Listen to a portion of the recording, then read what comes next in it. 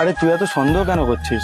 আমি তো বলেছি ও শুধু আমার ফ্রেন্ডই হয়। আমি তো আমার সব মেল ফ্রেন্ডসদেরকে ব্লক করে দিয়েছি, কারণ আমি চাই না তুমি আমাকে ছাড়া অন্য কাউকে ইম্পর্টেন্স দাও আর তুমি অন্য কারোর সাথে কথা বলো।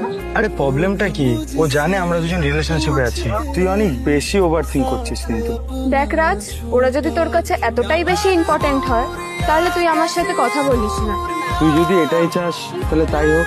আর একটা কথা মাথায় রাখবি, সবসময় না রিলেশনশিপে মেয়েরাই ছেড়ে চলে যায়, ছেলেরা না।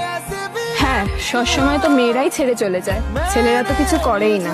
ছেলেরা এমন সিচুয়েশন ক্রিয়েট করে যাতে মেয়েরা বাধ্য হয় তাদেরকে ছেড়ে যাওয়ার জন্য। কোন একটা মেয়ে এত টর্চার সহ্য করার পরে, এত ওভার থিঙ্ক করার পরে হাঁপিয়ে গিয়ে একটা ছেলেকে ছেড়ে দেয়, তখন সব দোষ হয়ে যায় মেয়েটার। असल में तुम नहीं हो मेरे